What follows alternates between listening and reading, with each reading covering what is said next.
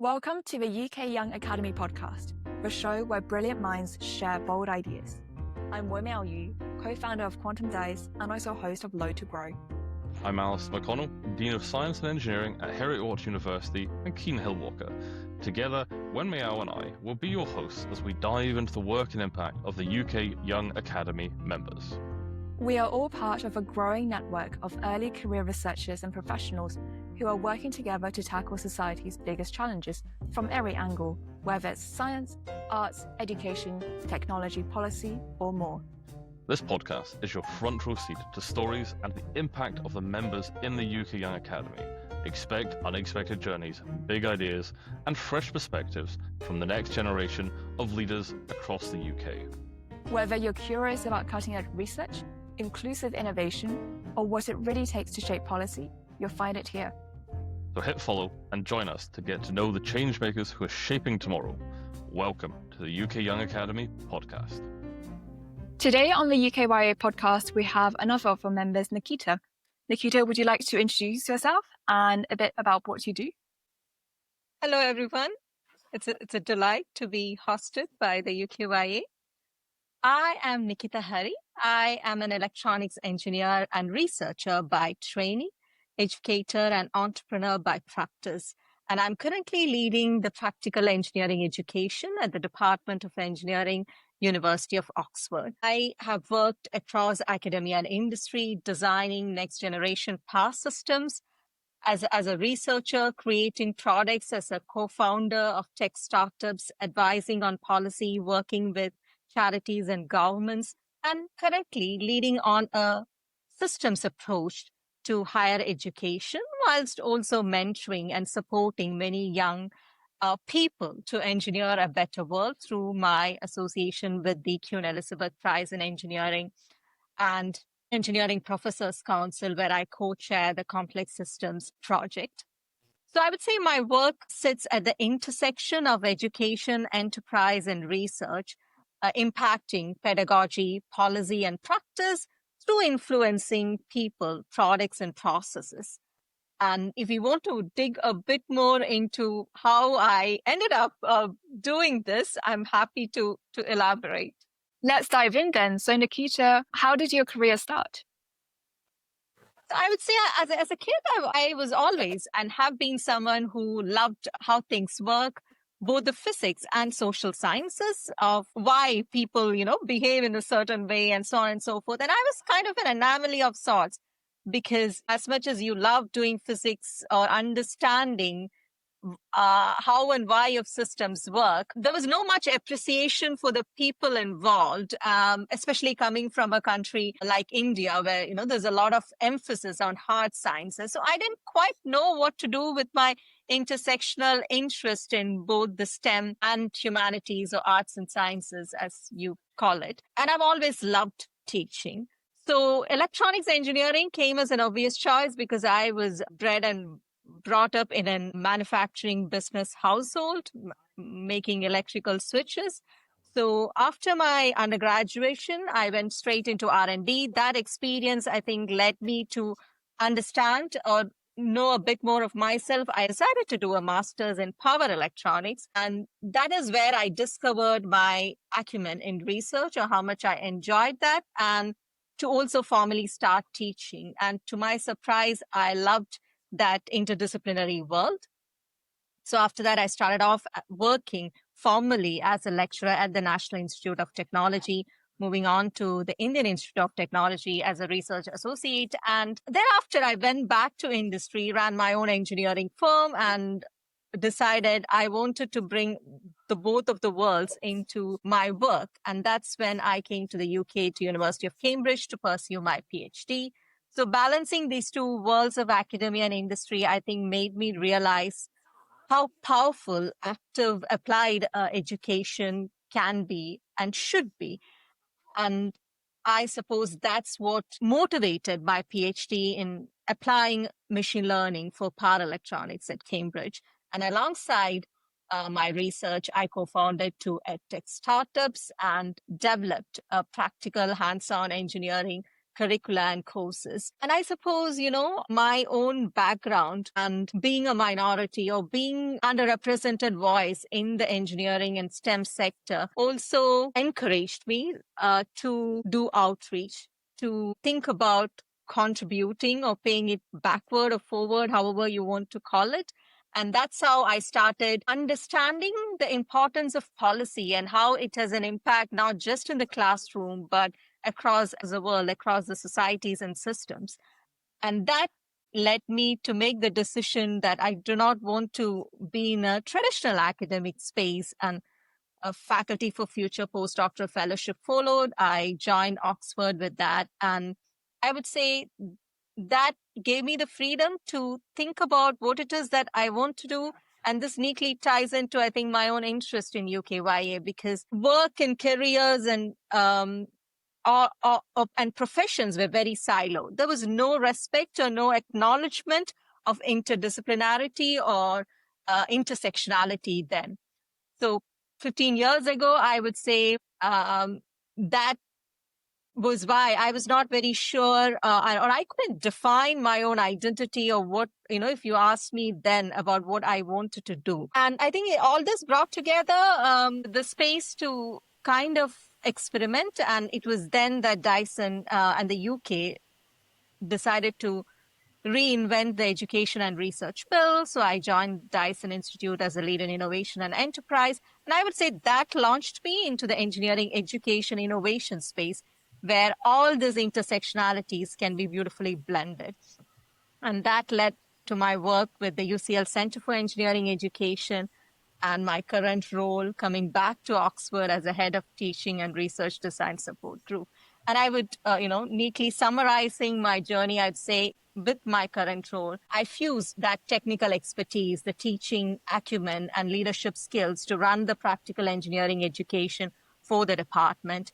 And I guess that's where the thread, you see the journey coming full circle as a kid who loved teaching teddy bears, but not actually foreseeing a career in that, to jumping through the worlds of academia and industry. And that allows me to shape the educational innovations. So it's about thinking creatively, solving real world problems, and understanding the complex systems that we are all part of. That's great. Thank you, Nikita. If you were speaking to someone still doing their undergraduate in the sciences now, and they wanted to work in a similar field as what you're doing now, what is one piece of advice that you would give them? I would advise students to make the best of every opportunity, every platform that comes their way. And I would very strongly encourage or recommend people to take risks, right? You study best when you study through failures.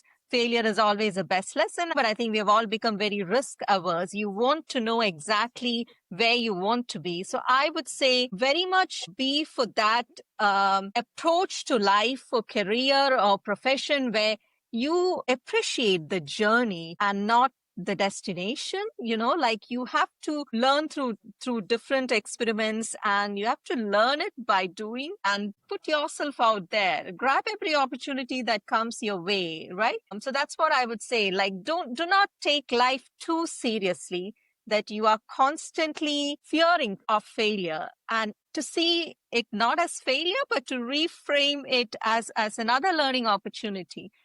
So embrace failure and explore the world of opportunities is what I would advise if it was a one-liner. Thank you. So you've really gone through a lot of your work, how you got into it, and it's fascinating to hear exactly what your drive was, and the whole aspect of kind of learning, having learning points instead of failures is really a great thing to hear. Could you actually tell us about some of the work you've been doing with the UK Young Academy? Thank you. So I suppose, drawing on my own interest, and I've always seen UKYA as that unique and rare space where early to mid-career, very young voices can find or create our own identity, space, and do meaningful work through collective action. And that's how I see UKYA. Now, what am I doing or how am I contributing to this space? I'd say I'd like to shed a bit more light on the science and technology diplomacy project that I co-lead. So whether it's AI ethics, climate tech, or health equity, we all can agree that diplomacy is at the heart of today's global challenges, particularly in the current polarized climate we are all grappling with. To make things worse, early to mid-career voices are often missing from these big conversations, and that's where our project, Science and Tech Diplomacy in a Changing World, comes in. So led by a brilliant team, Sandeep, Claire, Jennifer, and Alice, alongside myself, we see this as an opportunity to help build skills, create opportunities, and grow a network of future leaders from the UKYA who are ready to influence international collaboration, be it from climate negotiation to digital diplomacy. So as much as it is about education around diplomacy, it would also be about creating a shared language or vocabulary for engagement, focusing on capacity building. So giving people the tools, the networks, and a clearer platform for bringing the ideas or bringing their voice to the diplomacy world, which generally looks down upon younger voices. And a large event at the British Academy brought together scientists, engineers, policymakers, and non-state actors. And I think it clearly showed us that diplomacy is not just about embassies. And I think that's our point. It is co-created in classrooms, in cities and communities. So we really want young academy members to be able to come together and be part of the big and bold conversations happening around us. I would say, that science tech diplomacy project is absolutely fascinating and definitely, as you said, essential in this current climate. And you're really, justifiably proud of that project. And I would be as well. I wish I was on that one, but I look forward to reading everything that's coming out of it. But as well as all the successes, sometimes we do face some challenges. So, what challenges have you faced along the way, and how did you actually overcome those? Maybe in the UKYA or even just of your career journey. Obviously, I think, the biggest challenge of working in an interdisciplinary or an intersectional field is there is always an identity crisis, maybe much less than before. I think we are currently in the right place and time where organizations such as UKYA exist to give credibility and voice and to amplify our voices. So I think finding my own voice drowned in the noise of the world amongst the different, careers and the different opinions and perspectives around it was personally a very difficult challenge to begin with. But navigating that space, and now, when you look at allowing or giving myself the freedom to believe in what I'm doing and my interests are, and also constantly, I think, relearning, reinventing, so skilling, upskilling, and believing that your skills are all going to matter at some point, right? So doing what you believe in was probably the most important thing that got me to where I'm currently. But the challenge was, I think, constantly needing to fight those battles because, when there is no acceptance and acknowledgement, and when you're doing something which is not within the normal, it is always a difficulty. And coming now to the UKYA, I think even if you look at the project or even if you look at other aspects, it's often all this, it's a unique and rare space, like I've pointed out before, and all these big and bold ideas. And often there are abstract conversations to make that into a tangible, impactful initiative or project, and doing that at scale, I would say is the biggest challenge. And I think that's why in our own project, we've looked at it because diplomacy is a very, chaotic, especially currently, and a diverse world. So what exactly is that we want to do? So to decide your first step and to think about the impact of it and how are you going to measure the impact of it, and going through that process and of that was, I think, the most challenging. I mean, once you figure out the first step, then it's fine. Things fall in place, people come together and things fall in place. But the beauty of it, I think, is definitely the people, right? Obviously, people are the heart of every system. And UKYA is no exception, but I think it's a very eclectic mix of people here. And I think that's what the diversity of thoughts and perspectives, and to be able to be in a space which respects those differences and to agree to disagree. I think it's quite important in today's world as well. Oh, that's great. Yeah, it's definitely an eclectic mix we have within the UKYA, and that is, as you said, one of the most fantastic things about it is really that diverse range of views and the slight chaos that sometimes goes with it as well. And you have actually touched on this, but I'm just going to say, how has your involvement with the UK Young Academy shaped your actual work or your perspective on things? So, like I said, being in the UKYA has made me feel part of a tribe, even though, we all, at some point or the other, I don't want to encourage tribalism in the negative manner, but you know what I mean, right? We all want to be part of a community. And I think UKYA gave me that community because suddenly I realized I'm not a lone voice, because that can quite be the case when you are in a very big university and you don't have a siloed approach to work and life. And that can be very disheartening, and it's a lonely journey. And I think I suddenly felt part of, it's like when you're on a cycle, not seeing the end point, and suddenly, you are in a bus, right, with people who you can talk to and who share your vision of the world and who are aspirational. So I suppose the feeling of being together has been one of the most emotionally gratifying aspect of being in UKYA. And obviously that has made me more aware of the power of interdisciplinary and collaborative work, and how much of impactful work can be done or achieved when you give people the freedom, the right place to co-create without rigid boundaries or without recognition. So I would say it's given me more confidence and more hope for the young people behind me, that are always going to be spaces and platforms such as the UK, a shared purpose, and you're able to convert your passion into a meaningful action or initiative, and you have people together while you're doing that. So I think that's my biggest, I do, like, I would like to segregate that into my technical and my emotional or moral benefits of being in the UKYA.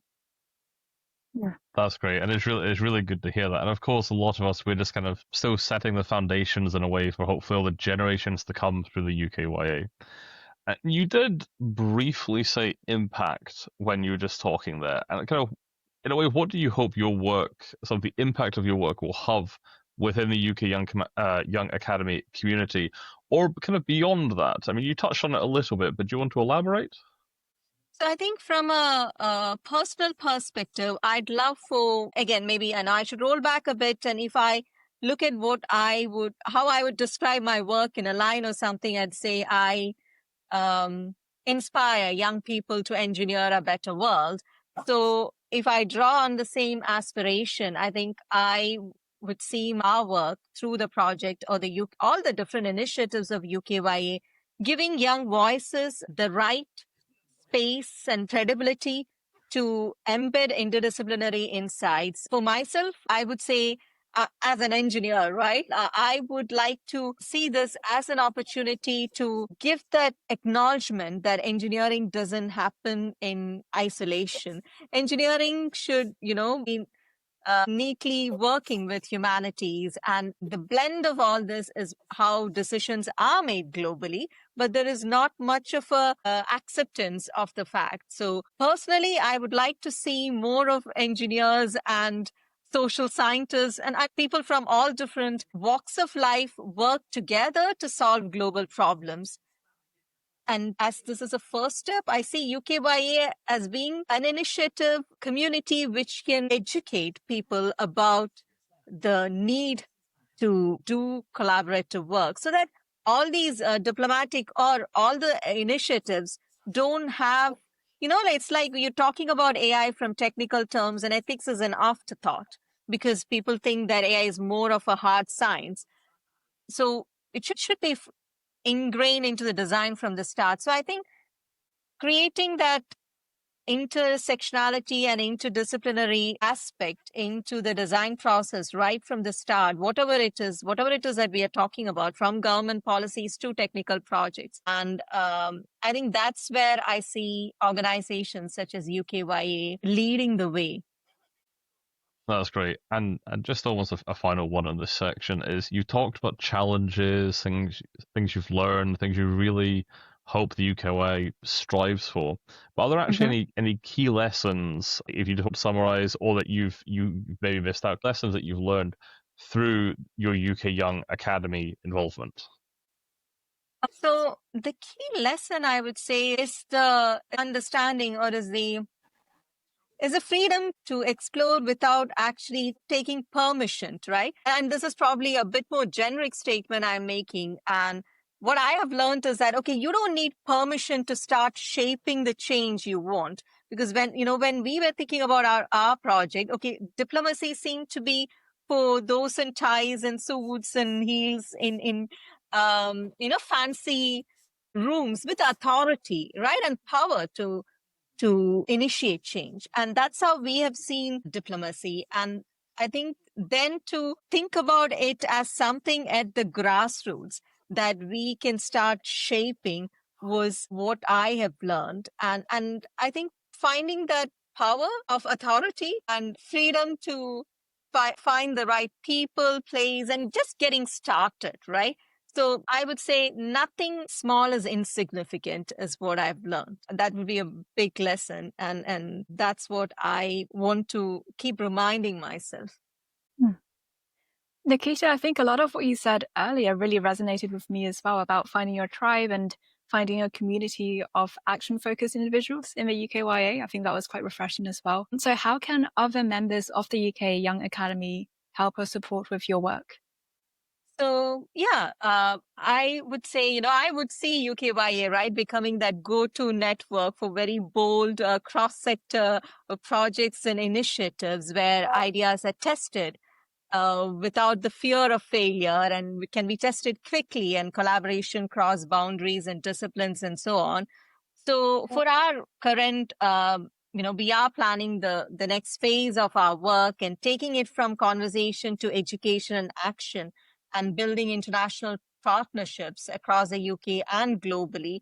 We would encourage anybody from the UKYA who's interested in just even understanding what diplomacy is, or redefining diplomacy even, and reinventing the space. Whether it's learning or contributing, you're more than welcome to reach out to us and join the team.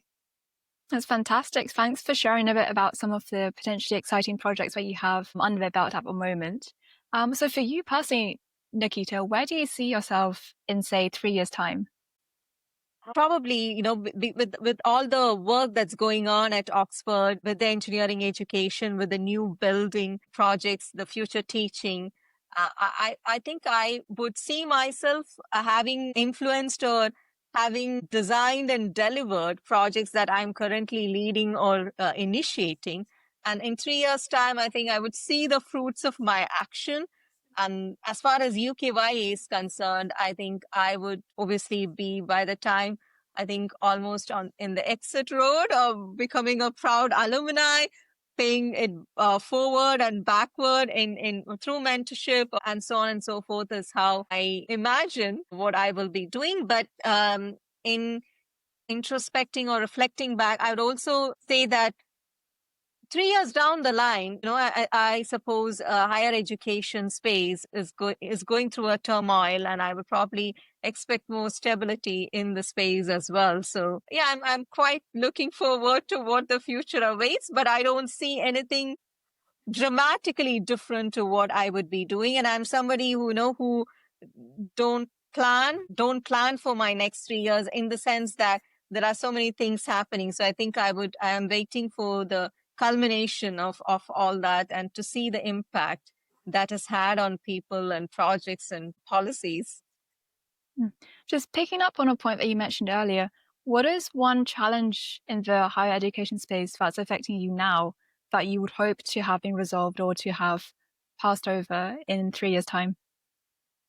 So I think the biggest issue in the higher education space that we are currently dealing with, obviously there is the financing, there's all the jobs being lost, there's a lot of turmoil in the higher education sector, but there is also a rearrangement of the sector frameworks, processes and systems. It's a heavily complex system, and there are complicated processes. So I would hope that the higher education sector would be more embracing of individuals such as myself, or professionals with fluidity of agency who can work across sectors and bridging professional services or academic environments.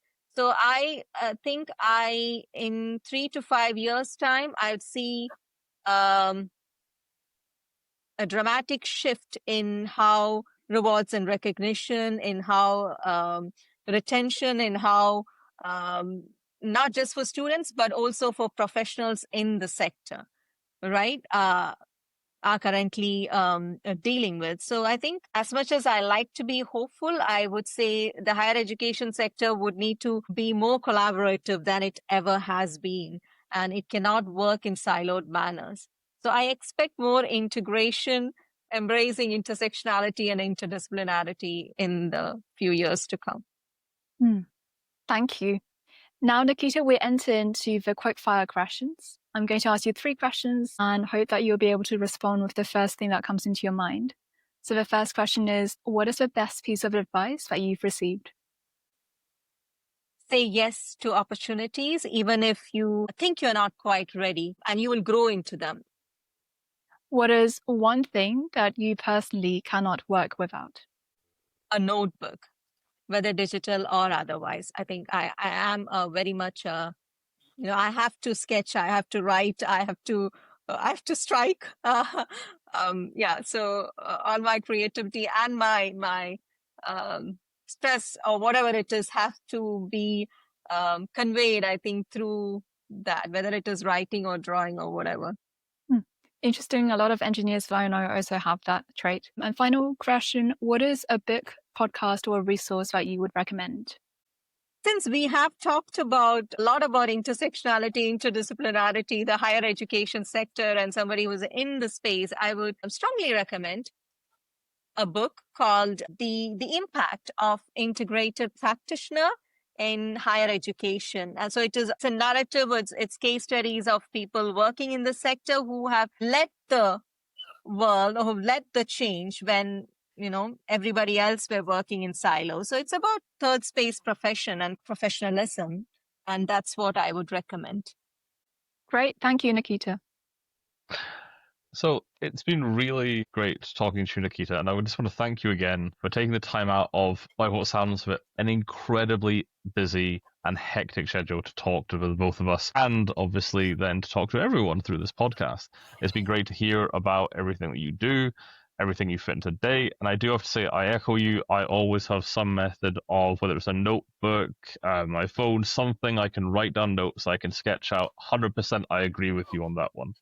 I just want to ask if you've got any final thoughts or advice, and also where can people actually learn more about your work or connect with you?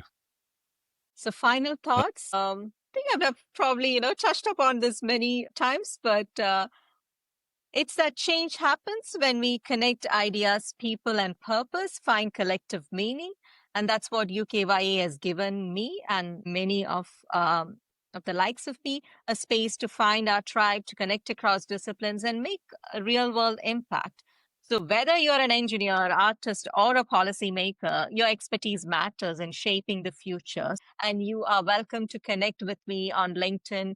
And you can follow our UKYA projects through the UKYA Academy website and socials as well. So thank you very much once again for having me here. Thank you for listening to the UK Young Academy podcast. If you enjoyed this episode, hit follow and leave us a review. Stay tuned as we've got more incredible voices and stories coming your way. Until next time.